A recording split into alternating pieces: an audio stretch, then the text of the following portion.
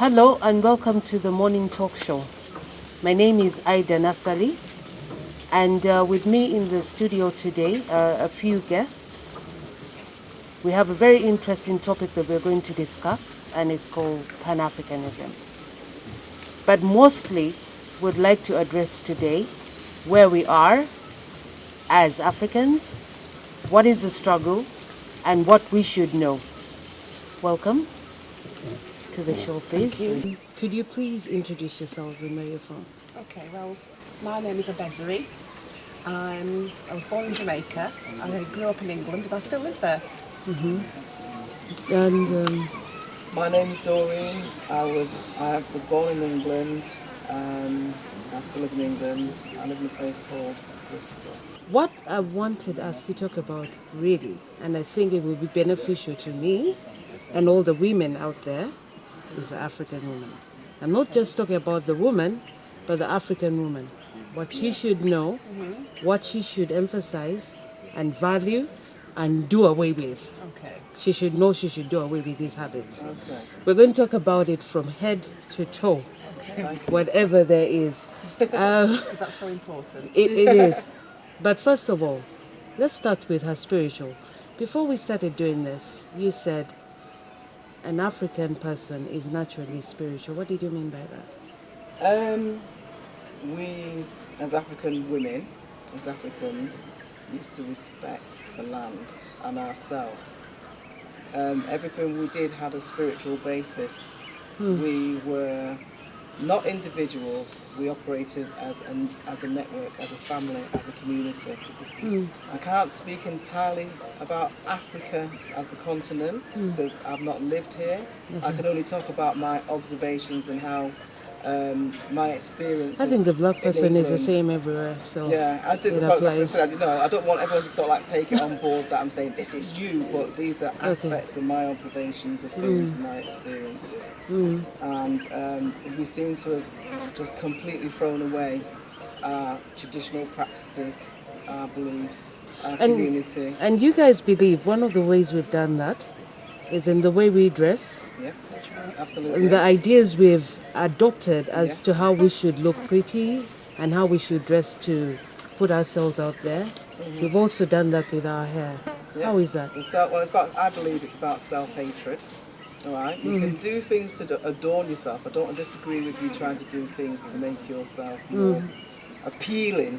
Because one thing is, we are beautiful. I believe we're all naturally beautiful. What are we doing wrong? But looking good for women is very important for us to look good. Yes, it is. And a lot of the things that we do today, from the time we get up to the time we go to bed, we're Such as? assaulting our bodies with chemicals, Such as such as what we put in our hair, what we moisturise our skin with, what we the shampoos we wash our hair with, which contains chemicals, the face creams that we made by the commercial face creams that are imported from other countries, even down to what we wash our clothes with, the soap powders that we wash our clothes with, which are made of chemicals. okay. Now let me start with the hair because I believe everybody should know this. As you've noticed, I have straightened hair. But I stopped doing this. I stopped doing it Yeah, that's good. about 2 months ago. But could you please tell them why it's important not to straighten your hair, not to allow somebody to burn your scalp, all in the name of beauty? That is not I even don't yours. understand. I mean, I even though I've got my hair in extensions at the moment, I have permed my hair, pressed it, fried it, whatever you want to call it, in the past. Yes. That was something my mother did. I didn't have my hair wasn't chemicalized until I was 16, 17. And the whole process of having it chemicalized, I thought once it was done, I thought terrifying. Your It head's is. burning, It is. your head's on fire, you can't comb your And hair. you're sitting there and saying, the next I'm not day. going to leave until it's done, and But you're burning it's what it's yourself. doing to you spiritually as well, because as I said, I'm a very spiritual person. I didn't say my other name because I have a business name. I actually do readings. My name is Amethyst Dawn, and that's another reason why I stopped chemicalizing my hair, because I felt the disconnection with myself, the earth, my ancestors, and what I know. Because we know lots of things instinctively. I could know in the morning to get up and not do something. I might have planned to do something, but I have to change what I was going to do because I'm picking up messages all the time. When I was chemicalising my hair, that wasn't happening. I Really? do try my best not to put chemicals on my skin, but sometimes that can be unavoidable. But that's, I suppose, because we were raised in a society where everything's about speed.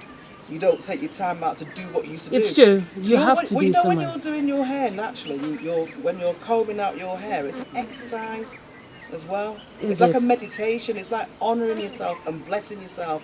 And when you're permanent, it's this thing about being fast. It's about not honouring yourself, about not seeing the beauty in yourself. And Doreen, I the must combing, tell the you, plaiting is all this, I must tell you, the very few women, if none, my age, who do not have straightened hair. And I find that very sad. Very, very few. Because that's the way we're brought up. When you get to the age of 18, you've just done your A levels, you're done, and you're in vacation. And that's the next level. It's like the next level. You're going to university, that's the next level. To being pretty. But you see, what do you call pretty? Beauty, to most of us, is defined as looking like a European. What should it be? What should it be for an African woman? An African woman is Yes. beautiful from birth. With your naturalness, with your black skin. Maintaining our natural Yeah. hair. Okay, Keeping our natural colour. my question is this. What should give me confidence enough in my skin to say, you know what, I don't need all that. I'm good the way I am. What is it that gives us confidence? Because while we were speaking earlier, I told you, we've developed this low self-esteem mentality whereby you think you're not good enough unless you're close to white. Haven't you noticed that Europeans are doing things to look close to African? They are. They've been tanning themselves by coming out in the sun. Now they realise it's killing them, so what they do now is they put another chemical on called spray tanning.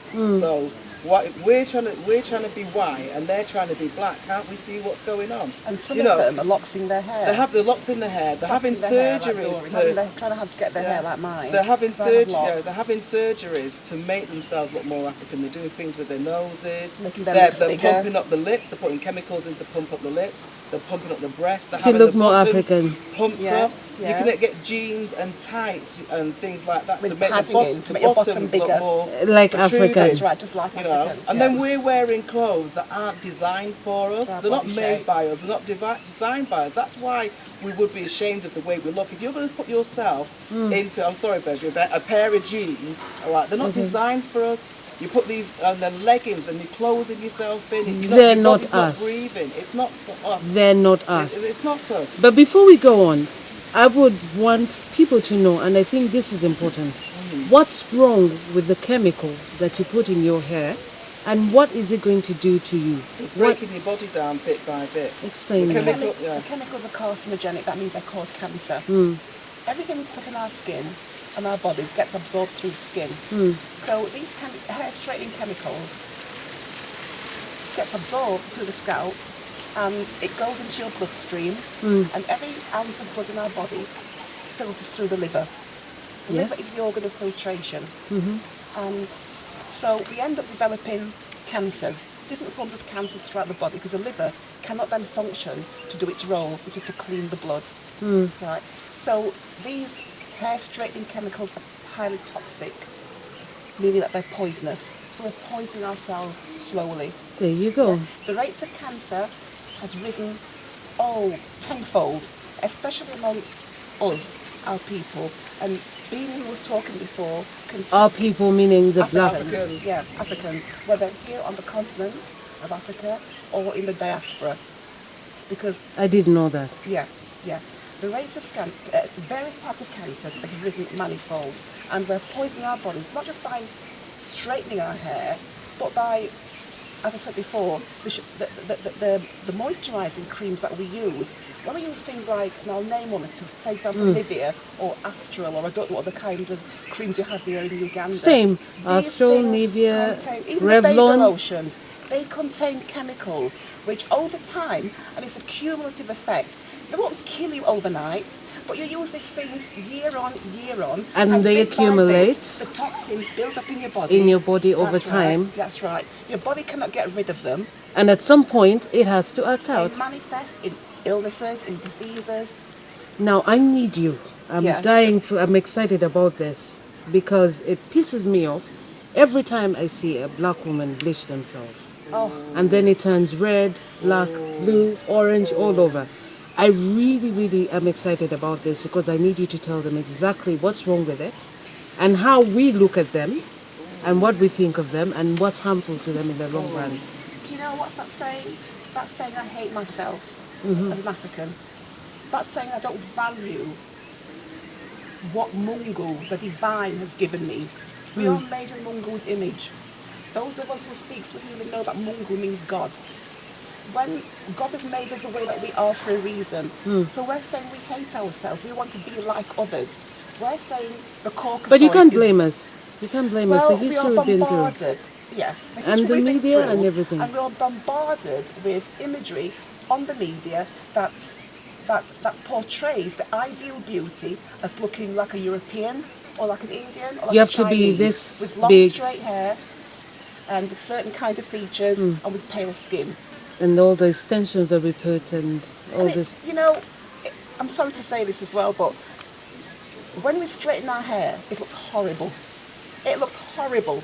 You hate it. Yes, it looks disgusting because it's plaited in a scalp with grease. It's thin, it's lanky, and what happens eventually? The hair starts to fall out. It does. It starts to go bald. If you do not go to the salon, after 2 weeks, it starts to break.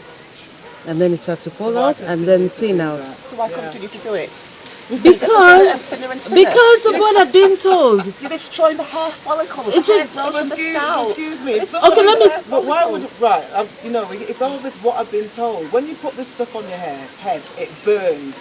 All right. Would you put that in your eye? The problem You is put it this. in your eye. You The would pro- no longer be able Doreen, to see I'm not going to it. get married to you.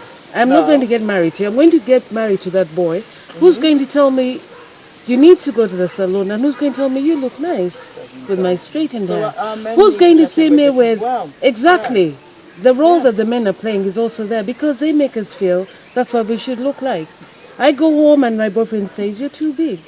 But then You're we can too big. take that right back to the mother, can't we?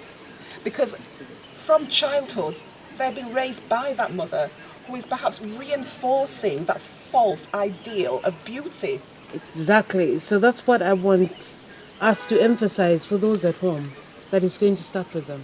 Yes, it isn't just the girls that need re-educating about self-love, it's also the males, it's also the boys. I try to tell my children at home, I have 2 boys and a girl, and I try to tell them that, look, if she's going to scrub the floor, you're going to do it as well. If you're going to look at her and think she's pretty, then it might as well be about something else, something she might have said, something she has done that makes you value her more. I try to create that balance that, you know what, you may be a male, but you're accountable also Oh yes. for your life and the things that you do. Now, here's the thing. Let's go back a little bit. I'm sorry. Because I want people to understand this. When you bleach your skin over time, Yes. it's going to have an effect on you and your skin, and you're damaging the melanin. Now, most people do not know the value of that melanin, and they do not know what happens to your skin when you actually bleach it. What exactly happens? Do you know? I wouldn't know chemically what exactly happens with bleaching the melanin out the skin. But my concern is that once you've bleached the skin, you can't go back out in the sun. Okay? That chemical's in your system. I don't know if you people bleaching themselves and then they're having children as well, because that chemical will be going from their Right system to the baby. into the baby as well. Plus the carcinogens you're talking if about, it- and Carcinogens, the cancer Yeah, causing yeah, chemicals. it's cancer the chemicals causing that's as well. right, yeah. Cancer causing as well. And you know, with melanin as well, you know, it's an energy thing for us too. It's again with our, it connects us with our spirituality.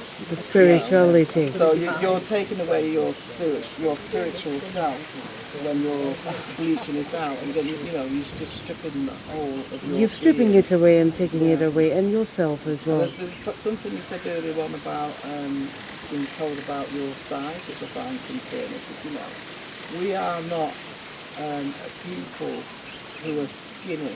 You know, we're built in a way that fits with the terrain. Okay, you know, the way we're built is how we survive.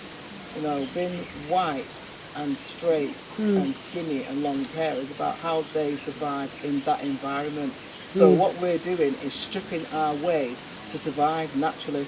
Yes. What we're going to do then, you've made yourself white, you've bleached out your skin, you can't go in the sun. What are you going to do, start living in a cave or something like that? That's not the way to live. No, it and isn't. You know, I'm saddened about men encouraging the women to straighten the hair as well, because that's something, you know, around relationships when you think about this, because, you know, you may be beautiful when you're young, so as you say, you only picture just because of the way you look. So what happens when you get older? Does it discard you and get a newer, younger model? Or, you know, because you have to have a spirit, because that's what happens. You're not spiritually connected then, are you? It all comes down to a woman and the way she feels about herself, and the way it's mostly about men, isn't it? So what they're going to think about you in the long run, so you'll end up doing exactly what they want. You're going to bleach your hair, you're going to lose weight, you're going to lighten your skin. Because when you're you going look to at the wear magazine, a or the sudden newspaper, or the television, movies, all those who are portrayed as beautiful, that's how they look. And that's the perpetual idea of beauty that's been bombarded day in, day out by the media. And I don't understand why people do not find anything wrong with that. You know, you're watching this on TV, and this is what's portraying to you. What I don't understand is why people don't understand it. That there's something wrong with it. It's a constant bombardment that you was talking about Plus, earlier. the underlying reason as well, and a lot of people won't like this. Yes.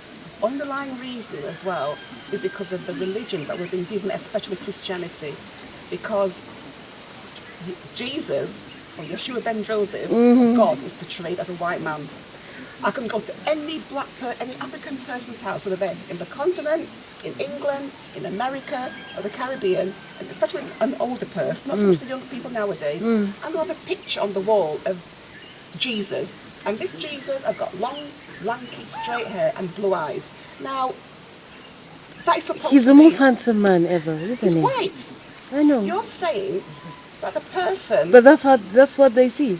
That's what's been given to us by the Roman Catholic Church. But you know what? We'll talk a little more about that later. That is not even a true portrayal. That is of this so person. interesting, and I want us to talk about it later. Cousin, who was he used as a model to I portray know. this picture of Jesus. I know that. But now, because we're nearing to the end of this, Doreen, the clothing.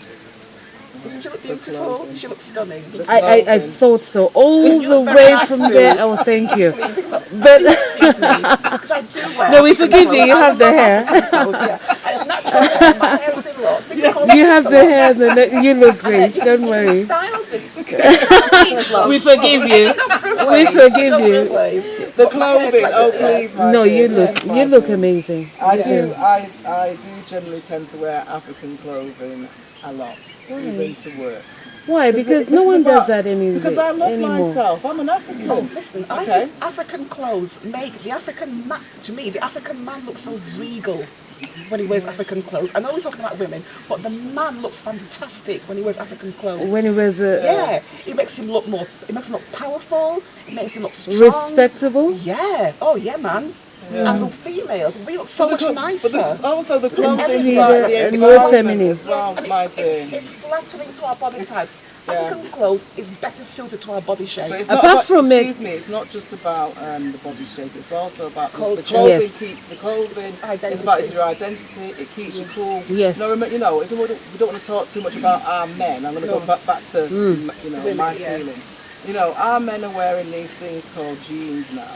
And our men are starting to suffer from fertility problems and cancerous problems. You know, they're getting cancer, the prostate, etc. And what have the jeans got to do with it? Because you can't breathe in them. You work the too tight. You're meant to be a bit free. When you're wearing African clothes, everything's, you know, the air can circulate, your body can breathe. That's why when they're wearing African clothes, you see them walking tall and strong. When you're wearing these other clothes, you can't walk tall and strong because your skin's not breathing. You're not makes us look diminished. So your skin's not breathing. So you know when we come down to this, what I'm wearing now. Like I said, I wear my African clothes to work. I find that if I'm sometimes wearing my European clothes to work, I don't feel right. You know, the clothes are dark, they're heavy, so I've always got to do something to give it that extra. But then for the women out there, what would you tell them? You see, it's so hard for me to suddenly wake up and just wear African clothes, everyone will look at me like I'm cuckoo. So why is it? Why should I value them in the first place anyway? Because why would I care? This is for us buyers. This is what we've done. We're going out and buying stuff that's alien. Excuse me. Those of us we're those going of us out in the and buying- diaspora, that's just how a we're minute. going. Wearing Okay. African clothes. Okay, just a minute. Yeah, We're wearing things that are alien to us, all right? African, the clothes were made by us, they were made for us. Now, I mean, I find it shocking that I come to Africa.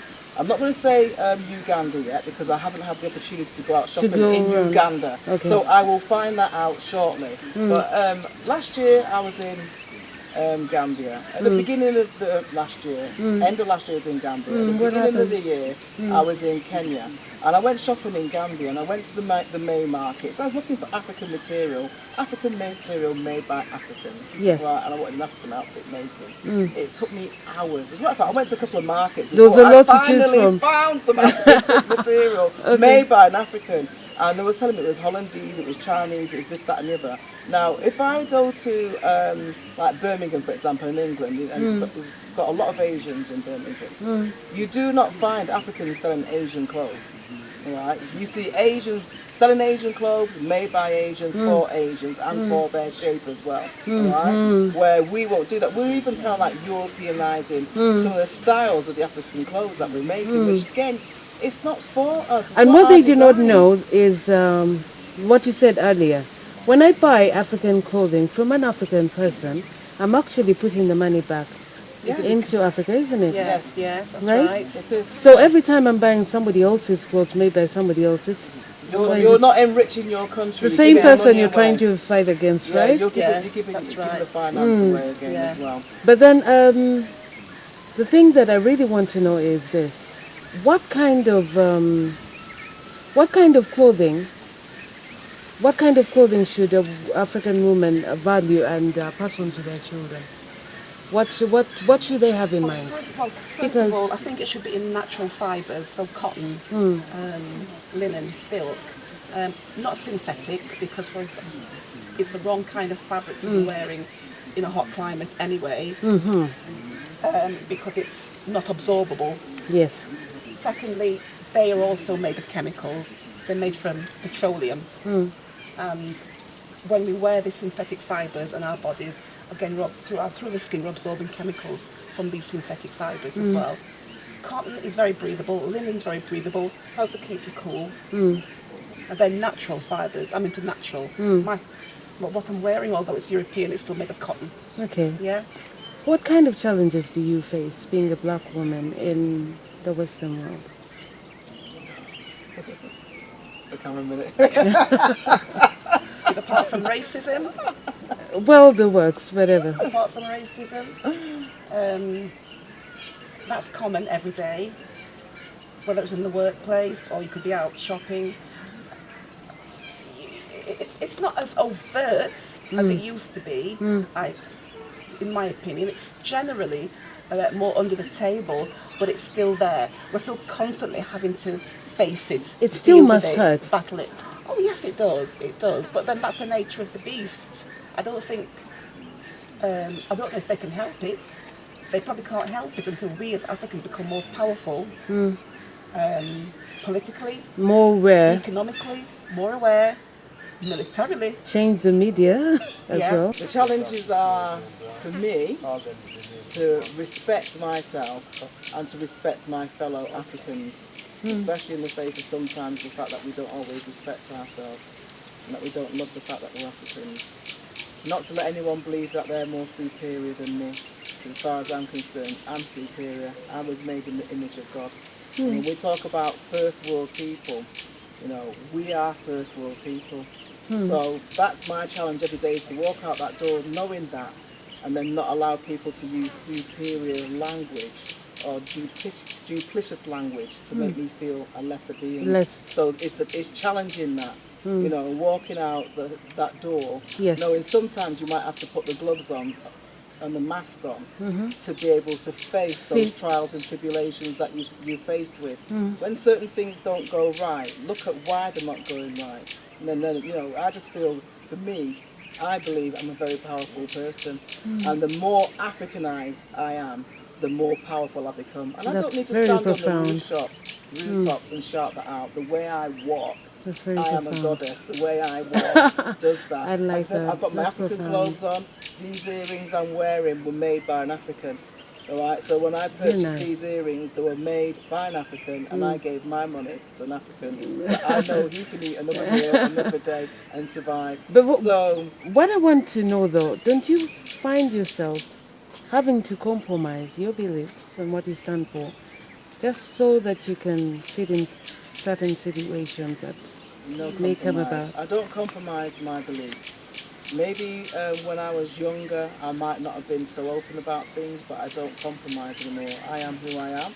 If you don't like who and what I am, then you're not in my social circle. And you're Okay? happier. I'm happier. I mean, when I go home, I shut my door, and I don't want to like chant down television, but I don't have a television that's connected to a television network, because I do not want to be programmed by television. So when we're talking about all these images and women wanting to look slimmer and having these small noses, I don't have those images in my house. In my house, it's all African.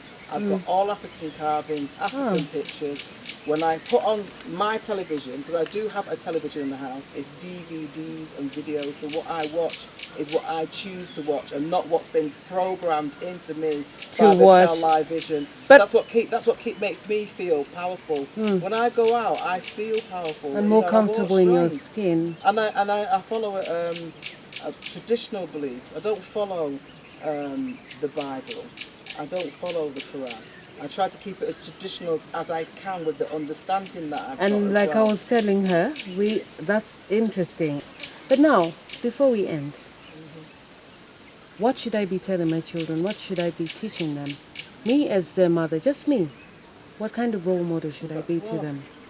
Because like I said, society, the way we were brought up is completely westernized and white man, infiltrated. What should I be teaching my children right now, and what should I put on my list that they should be I think it's when they grow up? important for you as a mother. Do you have kids? No, I don't. Okay. But I have nieces and nephews. So I introduce them every now and then to what I call conscious material. So educational material, because the education system that our children have been raised in here in Africa and the other diaspora is a European educational system. Yes, it is. Centres entirely around white supremacy, basically, and maintaining it. And it's important for us to know our history, the history of this continent, from before the coming of the European and the Arab and all the other foreigners, and up to the present day. Don't you think it should be taught in schools as well? It's absolutely fundamental to be And taught in their schools. languages? Yes. Yes, In their mother tongue? absolutely. It's very important to read certain books and to gain certain knowledge about ourselves. It's very important. It's fundamental. It's our foundation. But our do you think roots. it's possible to implement that right Yes, now? yes. Especially from the the home. material is available. Yeah, especially from the home. You can get the material. You can get the books. Maybe there aren't the bookshops here at the moment to supply. Incomayo's going to open a bookshop, but you can buy them online as well. What about in the schools? Do you think it's possible to one day have schools in African continent that teach about African history and in their mother tongue? I wish. It's Do you think- imperative, absolutely possible. I believe it's possible. It's just a will and the desire, because the material is available. We have a wealth of material. You can speak to people like Bini Batwaka, who was on here before. He can introduce you to teachers, lecturers, sources of information. There's a wealth of material out there that is available. That can be helpful. Absolutely, yes. This is another question I want to ask. Whenever I meet a woman, what should an ideal African man be? What kind of husband and father should he be? What values should he uphold? Well, he has to be walking. I knew I wanted a man who was walking the same path as me, even though I may not be as strong in the African-centred way. If he was stronger than me, then I could learn, and that's fine. But he had to be along the same path as myself. Yeah, very I would agree with that as well. I remember my father when I was a child said to me, if a ignorant woman meets with an intelligent man, one day she'll be an intelligent woman. If an intelligent woman meets with an ignorant man, one day she'll be an ignorant woman. And I've never ever forgotten that, because as women sometimes we do tend to we change ourselves a little bit to attract our men, and then you can find yourself you compromise. You find yourself being the one to compromise all the time. Yeah, all the but time. It does need to be. Sometimes you have to work out the strengths and weaknesses as well. Like I said, it's not all compromise sometimes, but the strength and weakness within that person. I mean, currently I'm not in a relationship. Okay, and I don't have children either, but I have raised many children. I have taken children out of households because the parents can't manage. There's certain things where the control's gone in the household because of the disunity between the mother and the father, and the child become out of control. And I've had that child for a period of time, and me and the child have taught, and then I've mentored that child to a certain age. Oh, that's amazing. And within that mentoring that I've done with the child, all this comes into play. About the love of the self, and about the parent, the mother-father contract, and the child contract, where the child's not meant to be acting like the adult, and then how the adults need to act like adults, and then feeding back this stuff to the parents because they don't realise the damage they're causing, and the pulling that's going on, and treating a child like he doesn't know what's going on. We don't as parents, because the days you get so stressed that you act out, unknowingly you do act out. Be it work, financially, or a fight with a spouse, you don't know, you act out. But what I want to know is, what was the original African family unit like? The description of it. Well, I'll let Doreen maybe answer that, but I just want to give a quote while it's on my mind, and it's that Malcolm X, the great Malcolm X said, to educate a woman is to educate a nation. To educate a man is to educate an individual. Explain that. That's a powerful statement. Why to you? Everybody has their own interpretation of it. We as women, and you as a mother, are the creators of the nation. We give birth to the children, and we raise them, yes, with the fathers as well, but the mother has the greatest influence, I believe, on a child. If the mother is of the right mindset and is educated the right way, she will create a family, and the family is a microcosm of the nation. The family is a microcosm of the macrocosm. The nation is a macrocosm, the bigger, and the family unit is a smaller. It's the microcosm. It's a mini nation. So when you have a mother who is educated and can raise the children in the right way, to love themselves as Africans, and to value themselves as Africans, and not to build their identity on looking like others, then we're on our way to creating a strong nation. Strong and powerful African nation. Then lastly, Doreen, she has sufficiently. Now, Doreen, you have the floor.